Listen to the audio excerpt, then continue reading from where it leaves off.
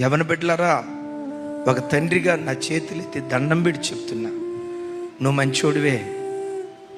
నువ్వు కాలేజీకి వెళ్ళినప్పుడు నువ్వు స్నేహం చేసే స్నేహితులు చెడ్డవాళ్ళైతే దేవుని కొరకు బ్రతకాలనే ఆశ ఎంతో కొంత, అంతా లేకపోయి ఉండొచ్చు, ఎంతో కొంత నీ గుండెల్లో ఉంది.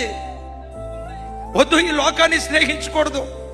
బ్రతికిన కొద్ది కాలం దేవుని కొరకు బ్రతకాలి. ఆ దైవికమైన ఆశ నీ గుండెల్లో ఉంది.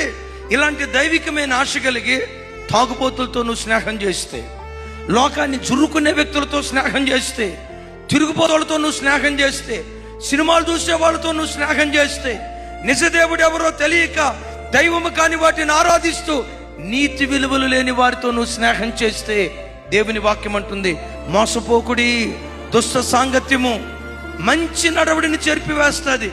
నువ్వు మంచోడివే, నీ స్నేహం మంచిది కాకపోతే నీ ప్రవర్తన చెడిపోయే ప్రమాదం ఉంది, జాగ్రత్త. అందుకనే ఎక్కడున్నా మంచి స్నేహాన్ని ఎన్నుకొని కోరుకొని వారితో స్నేహం చేయుదుముగాక.